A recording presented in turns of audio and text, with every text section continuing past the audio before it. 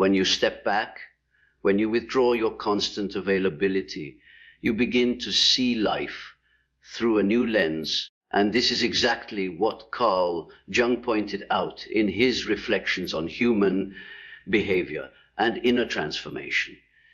This lecture, when you stop being available, everything changes, dives into the psychology of boundaries, self-worth, and the silent power of saying no. Jung believed that much of our suffering comes not from the world itself, but from our inability to stand firm in our individuality. When we are always available, emotionally, mentally, physically, we unconsciously teach others that our energy has no value. But when we begin to create space, when we step back to protect our inner resources, everything in our relationships, in our work, and in our spiritual life begins to shift. This lecture will uncover why withdrawal is not rejection, but a reclaiming of the self, and how Jung's timeless wisdom helps us understand that transformation begins the moment we learn to honor our own boundaries and give ourselves permission to no longer be endlessly accessible. The psychological power of boundaries is one of the most overlooked yet transformative elements of human development. And Carl Jung's insights into the self illuminate why withdrawing constant availability becomes a radical act of self-preservation and authenticity. In the modern world, many of us operate on the assumption that being perpetually accessible, whether to our family, friends, colleagues, or even strangers, equates to love, loyalty, or success. Yet, from a psychological perspective, this state of unending availability is less a sign of strength and more a symptom of blurred boundaries. Jung emphasized that the individual psyche thrives when it maintains differentiation between self and other, when the ego learns to recognize its own needs alongside the demands of the collective. Without boundaries, the self dissolves into the expectations of others, and over time, the individual risks losing the core of their identity. By consciously choosing to step back and limit availability, one asserts that their time, energy, and presence are valuable, and this assertion in itself begins to reshape both internal psychology and external relationships. Boundaries are not walls. They are the contours of the self, defining where one's responsibility ends and another's begins. Jung believed that individuation, the process of becoming whole, requires drawing these lines so that we can encounter others not from a place of depletion, but from fullness. When you are always available, you unconsciously communicate to others that your energy is inexhaustible, that your presence has no scarcity and therefore little value. But human energy is finite, and when it is expended without measure, the unconscious mind begins to rebel.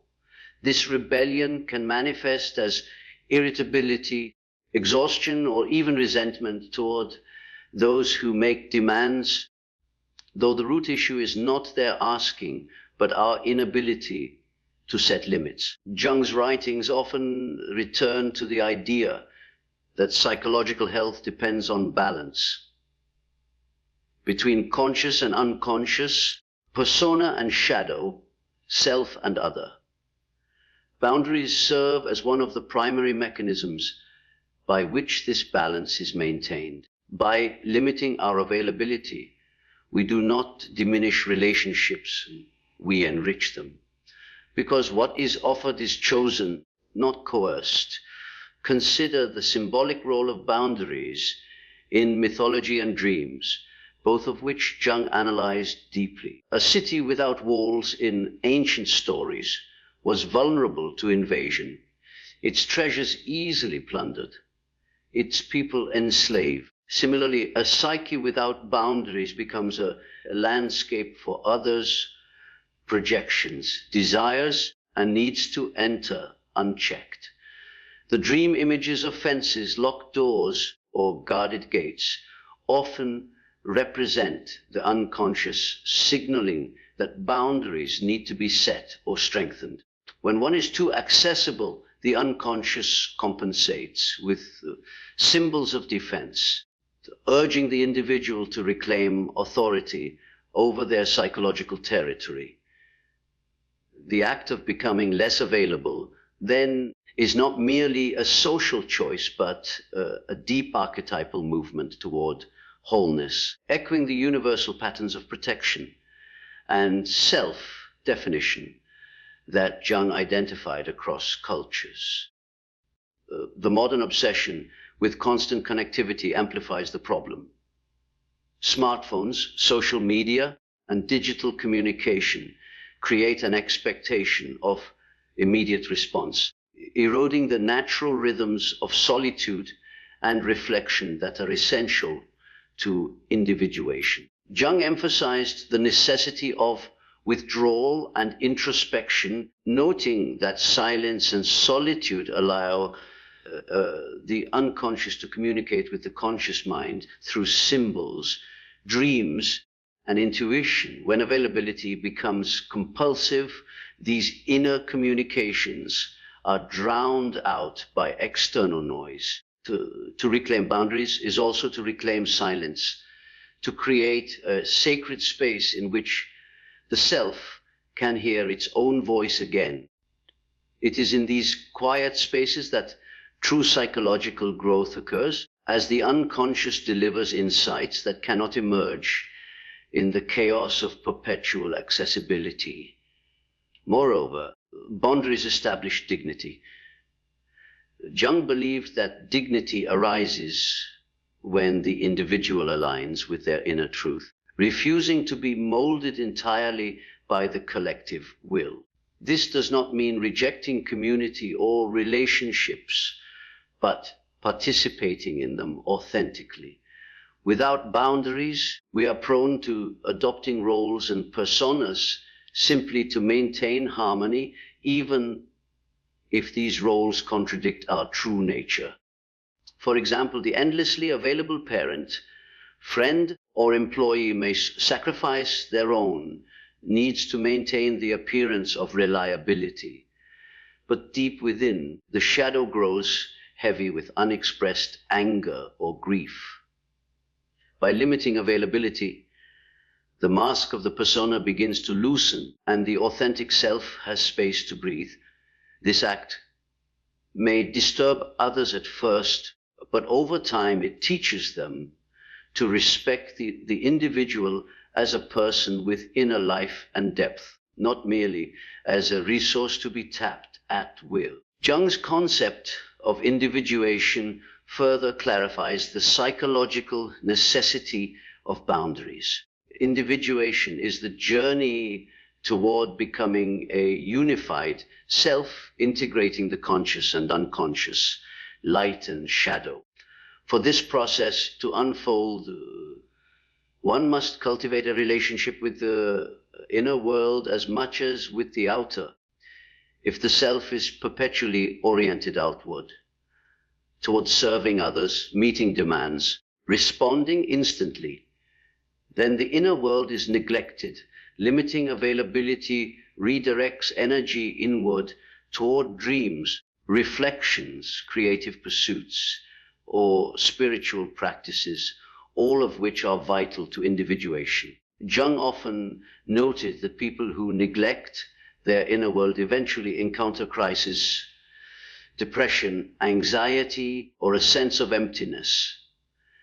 As the psyche demands recognition, establishing boundaries before such crises arise prevents the collapse, allowing growth to occur steadily rather than explosively. Relationships themselves are transformed when boundaries are set. Though some may initially resist the change, seeing it as selfishness, what truly occurs is a recalibration of mutual respect. Constant availability creates an illusion of closeness, but often breeds dependence or exploitation. Withdrawing availability invites others to see you not as a perpetual giver, but as an individual with needs, rhythms, and autonomy. Jung observed that individuation does not isolate us from others. Rather, it allows us to enter relationships as whole beings, not as fragmented selves seeking completion in another. When you honor your boundaries, you allow others to honor theirs as well, creating a dynamic of authenticity rather than enmeshment. This is the psychological power of boundaries. They liberate not only the one who sets them, but also those around them, for they model self-respect and encourage reciprocal recognition. Even on a collective level, the symbolism of boundaries resonates deeply. Jung studied cultural myths and observed that societies without clear boundaries often fell into chaos, while those with overly rigid boundaries stagnated. The healthy psyche mirrors this balance. It must be open enough to allow intimacy and connection, yet firm enough to protect individuality. When you stop being constantly available, you are not closing yourself off. You are creating the conditions for balance. You are signaling that connection must be meaningful rather than habitual, chosen rather than demanded. In doing so, you invite a deeper, more conscious engagement with others because they know your presence is intentional, not automatic. Boundaries also serve as a safeguard against the projections of others. Jung's theory of projection explains how individuals cast their unacknowledged qualities, positive or negative, onto those around them. The perpetually available person becomes an easy screen for these projections, absorbing blame, need, or adoration that does not truly belong to them. By withdrawing availability, you limit the extent to which others can project unchecked onto you.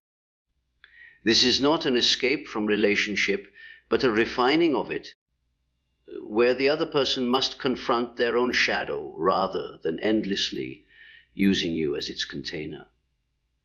In this sense, boundaries are not only protective, but also transformative, fostering growth in both parties. From a spiritual perspective, Jung's work often emphasized that the self is not merely a psychological construct, but a symbol of the divine within. To neglect boundaries is to neglect the sacredness of that inner core. By asserting that your time and presence are valuable, you honor the spark of divinity that Jung believed resided in the deeper layers of the psyche. Withdrawal becomes not an act of rejection, but an act of reverence, a way of protecting the inner temple where the unconscious and the transcendent meet. This reframes boundaries from being selfish to being sacred, a recognition that the self must be guarded not out of fear, but out of respect for its potential. Ultimately, the psychological power of boundaries reveals itself in the way life changes. When you step back from availability, energy that was once scattered becomes concentrated. Relationships that were once draining become recalibrated. The voice of the inner world, once drowned out, begins to speak clearly. Jung's wisdom teaches us that transformation often begins in subtle shifts, and few shifts are more powerful than the decision to no longer be endlessly available. By honoring your boundaries, you reclaim your selfhood align with your inner truth, and allow both your psyche and your relationships to evolve in ways that perpetual accessibility could never permit. How constant availability leads to unconscious patterns of dependency, exploitation, and loss of individuality can be understood most clearly through Carl Jung's exploration of the psyche, the collective dynamics of relationships, and the deep tension between the persona we show the world and the authentic self hidden beneath.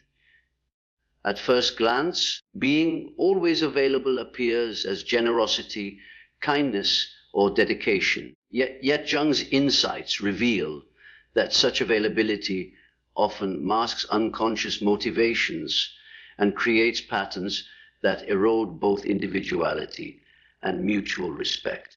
When someone is perpetually present to answer every call, meet every demand, or sacrifice their own needs for others, the relationships formed around this availability tend to become skewed, unbalanced, and psychologically unhealthy. Jung believed that the psyche constantly seeks wholeness, but when one part of the self, such as the need for approval or fear of rejection, dominates, the individual loses contact with the deeper center of the personality, and thus with their true individuality. At the heart of the issue is unconscious dependency. When a person remains available at all times, others unconsciously begin to rely on them, not out of genuine respect or mutual need, but out of conditioned expectation. This is not intentional exploitation. At first, rather, it is an unconscious pattern that emerges in all human interactions. People naturally gravitate toward the path of least resistance, and if one individual consistently provides without hesitation, others quickly learn to depend on that availability without question. Jung noted that when unconscious dynamics go unchecked, they take on a life of their own, creating psychological scripts that play out repeatedly until brought into awareness. Thus, the habit of always being available conditions both the giver and the receiver. The giver unconsciously affirms their worth through service, while the receiver unconsciously assumes entitlement to that service. The danger lies in the erosion of individuality. Jung's process of individuation depends upon the individual standing apart from the collective, developing an inner center of values, boundaries, and self-awareness. If someone is always available, they often sacrifice this individuation process in favor of external validation. The persona, the social mask one wears to interact with others, becomes inflated, dominating the psyche while the true self remains buried. For example, the persona of the helpful friend, selfless parent, or loyal employee may appear admirable to the collective. But if the individual's life becomes entirely subsumed in these roles, the authentic self grows distant, exiled into the unconscious. Jung emphasized that the neglect of individuality in favor of persona leads to psychic imbalance, where the individual feels an inner emptiness despite outer praise. This emptiness is the voice of the unacknowledged self calling for recognition. Exploitation enters the picture because where there is unconscious dependency, imbalance is inevitable. When someone gives endlessly without asserting boundaries, others may begin to take more than is healthy, consciously or unconsciously. Jung understood that the shadow, the unacknowledged part of the psyche, contains not only repressed anger, resentment, and exhaustion, but also the hidden desires of those around us. If we are always available, we become a canvas for other shadows, their greed, laziness, or avoidance of responsibility. They may exploit our availability not out of malice, but because our constant presence enables their shadow to act unchecked. The result is a relational dynamic that drains the giver and prevents growth for the receiver. The giver loses individuality, and the receiver loses the chance to confront their own limitations and develop self-reliance. Thus, exploitation is not just a social problem, but a psychological one, where two psyches collude unconsciously to avoid growth. Jung also warned that whenever individuality is sacrificed to collective expectation, the psyche compensates with symptoms. The person who is always available may begin to experience burnout, irritability, or physical illness as the body and unconscious protest against the endless demands. The resentment that builds up becomes part of the shadow, erupting in passive-aggressive behavior, sudden withdrawals, or explosive anger that shocks those who believed the individual was endlessly accommodating. In this way, constant availability plants the seeds of its own collapse. What began as a service and loyalty evolves into resentment and hidden hostility because the individual has given away too much of their psychic energy without replenishment. Jung saw such crises as opportunities for growth, for they force the individual to recognize the unconscious patterns at play and reclaim their individuality. But without conscious intervention, these crises may instead deepen the cycle of dependency and self-neglect. Another layer of this dynamic involves projection. Jung's theory of projection explains that people unconsciously cast parts of themselves onto others when they cannot accept them within. Constant availability makes one an ideal target for such projections. For instance, someone who avoids responsibility may project onto the always available person the role of caretaker, expecting them to solve problems they themselves avoid. Someone who fears abandonment may project onto the available individual the role of rescuer, clinging to them in times of distress. These projections feel real to the one projecting, but imprison the available person in roles that are not their own. Over time, the available individual may unconsciously internalize these roles, losing sight of their authentic self and further entrenching the pattern of dependency and exploitation. Individuation demands that we withdraw projections and see others as they truly are, but constant availability resists this process, encouraging illusions to persist. Jung's understanding of the collective unconscious also sheds light on why constant availability can be so destructive. Archetypes, universal patterns of human behavior, become activated in relationships where boundaries are absent.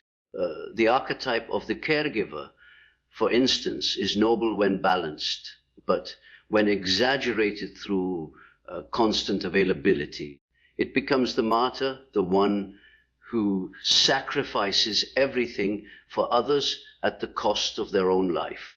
The archetype of the dependent child may arise in the receiver, preventing maturity and growth. Such archetypal dynamics are powerful because they are rooted in the collective unconscious, meaning they feel inevitable and larger than life. Yet Jung taught that individuation requires us to step out of unconscious archetypal possession and reclaim conscious choice. To break free of these exaggerated archetypal roles, one must limit availability and assert individuality, thereby disrupting the unconscious pattern and restoring balance. Socially, constant availability also distorts power dynamics. Jung observed that where the self is weak, the collective often dominates, and where boundaries are lacking, hierarchies emerge unconsciously. The always available person often assumes a subordinate position, reinforcing the illusion that others are more deserving of time and energy. This imbalance fosters exploitation because the available person is seen as a resource rather than an equal. Over time, this erodes dignity and self-respect as the individual internalizes the belief that their value lies solely in service. Jung would argue that such patterns prevent true relationship, for authentic connection arises only when both parties meet as whole individuals, not as roles imposed by unconscious dynamics. By breaking the cycle of availability, the individual reclaims power and establishes equality, making space for genuine mutuality rather than dependency. From a developmental perspective, Jung believed that every stage of life demands new levels of individuation. A young adult may unconsciously equate availability with love, seeking validation through constant presence. A middle-aged person, however, may begin to sense the emptiness of this pattern as the demands of family, work, and society collide with the neglected inner self. The midlife crisis Jung often described is in part a rebellion against years of sacrificed individuality, a call from the unconscious to reclaim authenticity. For those who ignore the call, the later years may bring bitterness and regret as the realization dawns that life was spent serving others without honoring one's own depths. Constant availability then is not merely a social habit, but a developmental obstacle that delays or distorts the natural progression of individuation. Spiritually, the loss of individuality through availability severs the connection to the deeper self, which Jung described as the guiding center of the psyche and the source of meaning. To live only in service to others without boundaries is to neglect the call of the self, which demands time for reflection, solitude, and inner exploration. Jung noted that true service to others arises not from self-erasure, but from self-realization. For only when one is grounded in individuality can one offer genuine life-giving presence. Constant availability, by contrast, creates a hollow service, acts performed from compulsion rather than authenticity, draining both giver and receiver of true vitality. By withdrawing availability, one reconnects with the self, ensuring that what is given arises from abundance rather than depletion. In examining the dynamics of constant availability, one sees a cycle. Unconscious dependency fosters exploitation. Exploitation erodes individuality, and the loss of individuality deepens unconscious dependency.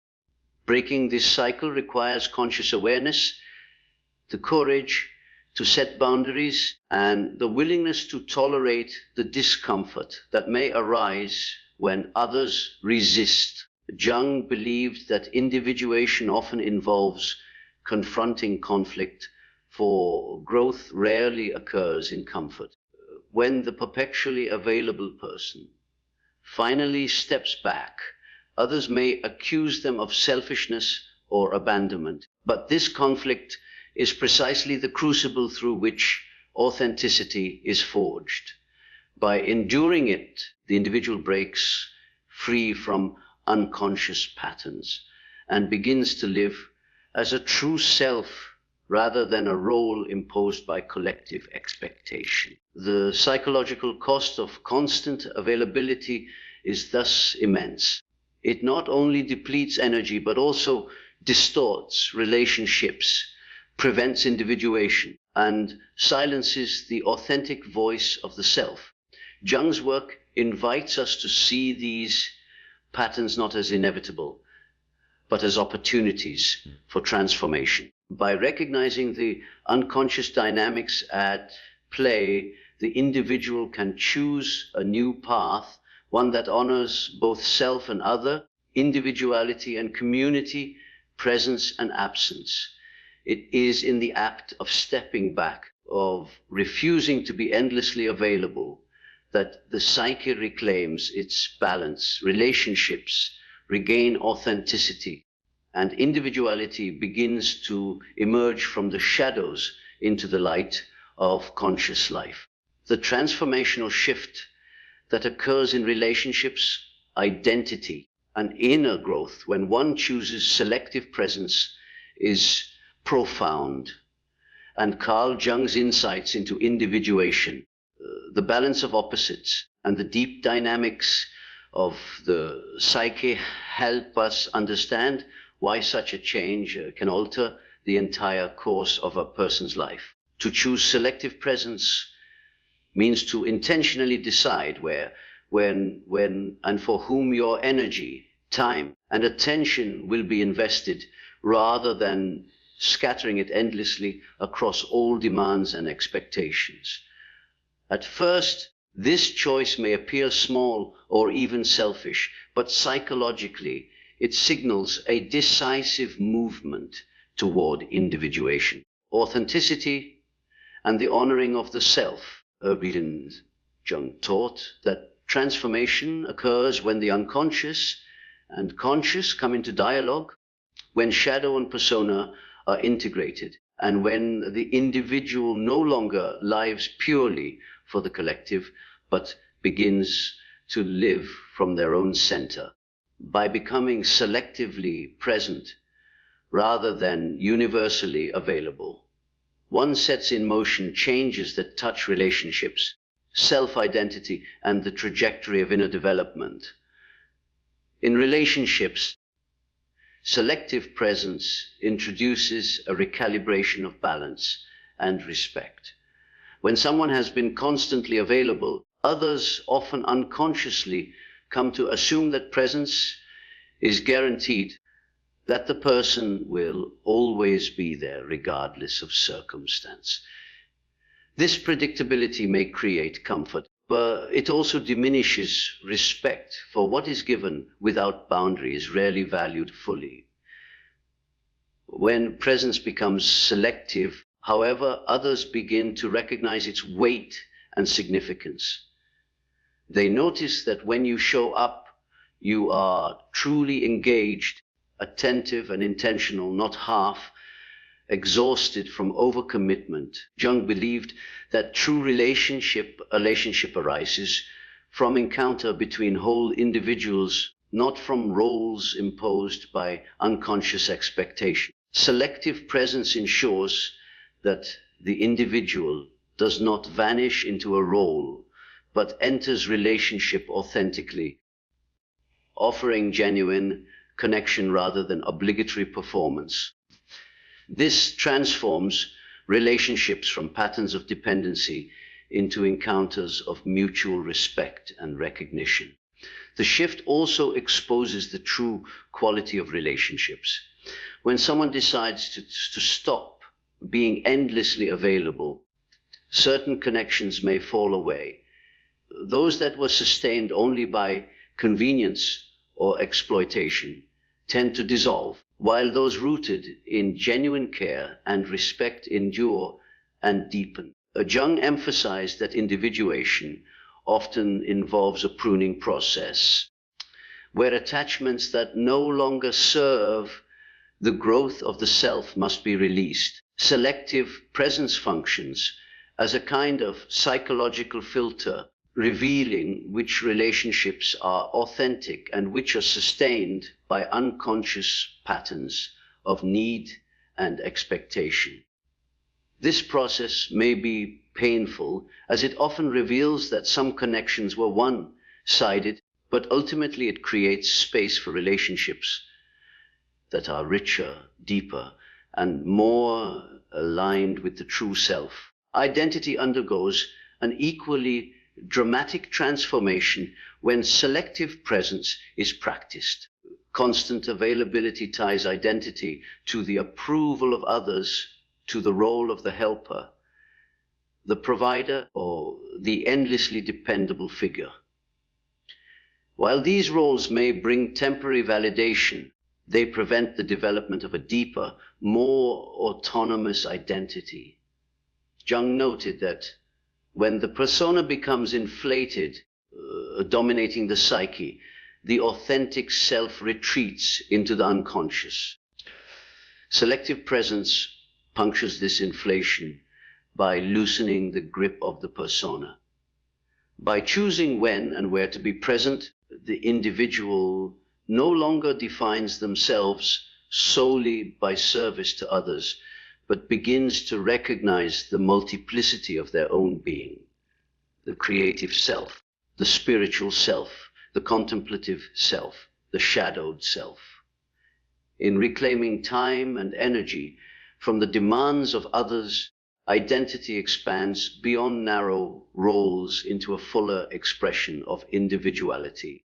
This reclaiming of identity often awakens new interests, passions, and creative pursuits that were previously suppressed. Jung emphasized the importance of engaging with symbols, dreams, and creative activity as pathways to individuation. Constant availability leaves little room for such pursuits as energy is consumed externally. Selective presence creates a container for inner exploration, a psychological space in which the unconscious can speak. In this space, dreams become clearer, synchronicities more noticeable, and intuitive insights more accessible. Jung would describe this as the psyche's natural process of self-regulation. When the conscious stops being flooded by outer demands, the unconscious rises with messages and guidance, leading the individual toward wholeness. On the level of inner growth, selective presence fosters a deepened relationship with solitude. Jung repeatedly stressed that solitude is not isolation, but a necessary condition for psychological and spiritual development. It is in solitude that the individual confronts the shadow, engages with the archetypal depths of the psyche, and learns to hear the voice of the inner self. When one is always available, solitude is continually interrupted, leaving the unconscious unheard. But by withdrawing availability, solitude becomes a sanctuary, a place where the individual reconnects with inner truth. This connection with the self, which Jung described as the archetype of wholeness and the guiding center of the psyche, becomes the anchor of transformation. Selective presence thus nurtures inner growth, not by cutting off others, but by creating the silence necessary for inner dialogue. The relational transformation extends beyond personal relationships into the collective sphere.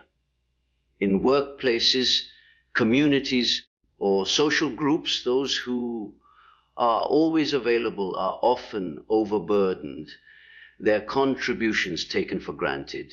By practicing selective presence, the individual redefines how they are perceived and treated. They begin to be seen not as an inexhaustible resource, but as an autonomous person whose presence is significant. This shift alters group dynamics, as others are forced to assume responsibility and not rely unconsciously on the availability of one person.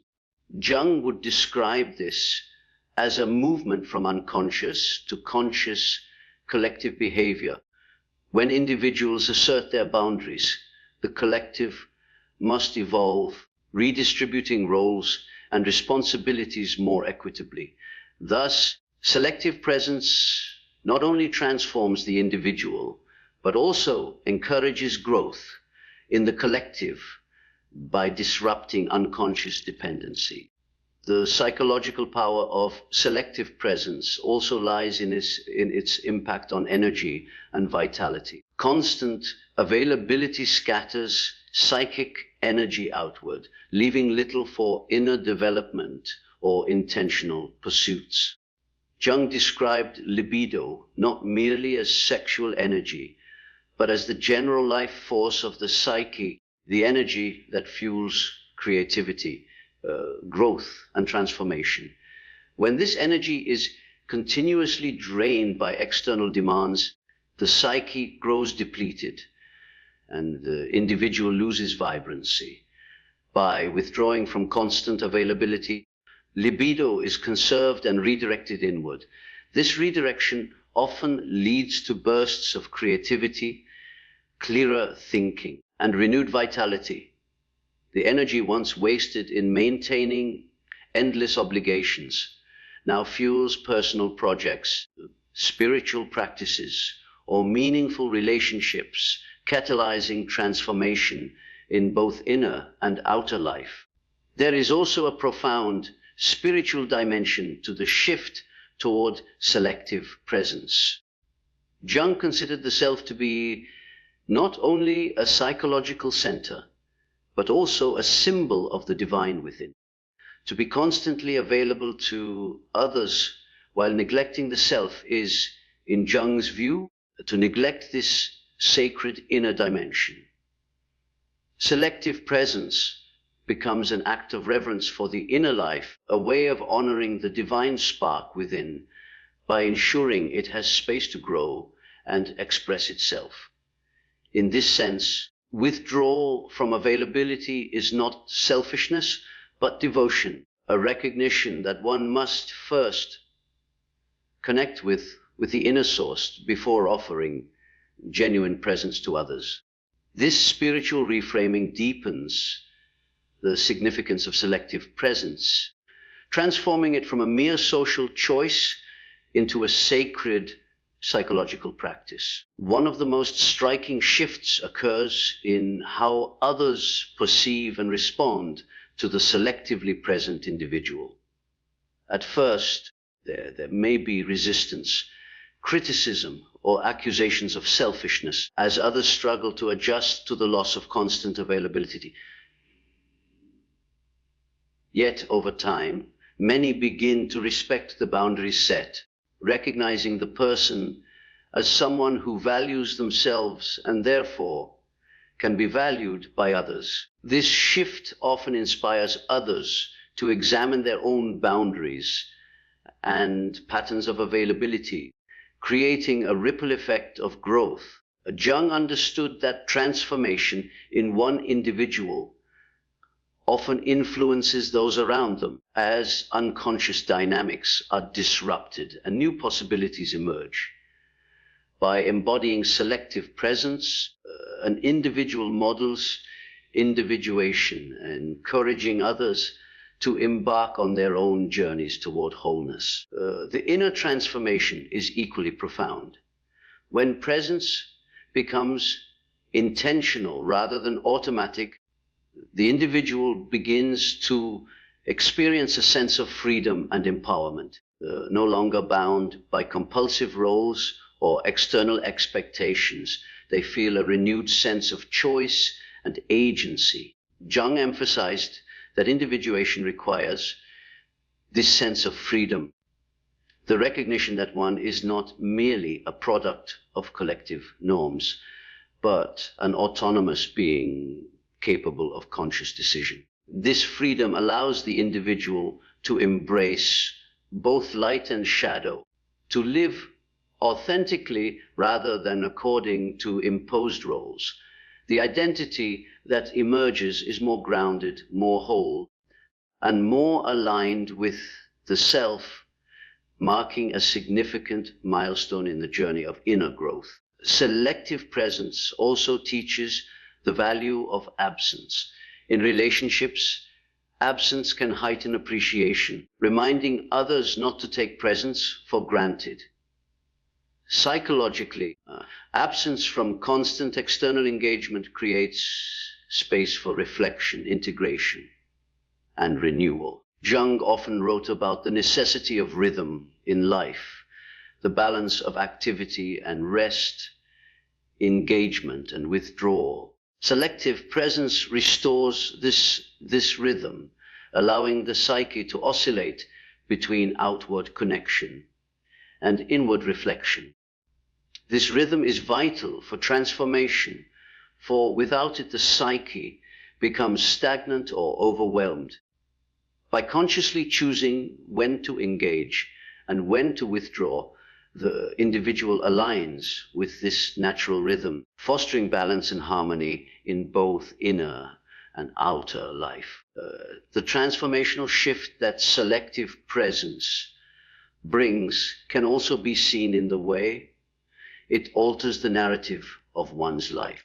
Rather than being remembered as the person who was always there but often exhausted, one becomes known as someone whose presence carried weight, significance, and authenticity. Jung often emphasized the importance of living a symbolic life, one in which everyday choices reflect deeper meaning. Selective presence embodies this principle. It transforms ordinary interactions into meaningful encounters by ensuring that presence is intentional and aligned with inner truth. This symbolic living enriches the individual's story, turning their life into a reflection of their journey toward wholeness. Ultimately, the choice to stop being endlessly available and instead practice selective presence is not just a boundary-setting technique, but a psychological and spiritual revolution. It reshapes relationships by fostering respect, and authenticity redefines identity by loosening the grip of persona and awakening individuality, and accelerates inner growth by creating space for solitude, creativity, and dialogue with the self. Jung's insights show us that such a transformation is not optional, but essential if one wishes to live authentically and move toward individuation. Through selective presence, the individual steps out of unconscious patterns and begins to live consciously, aligning outer life with inner truth and allowing everything from relationships to self-identity to change in ways that reveal the deeper potential of the human soul.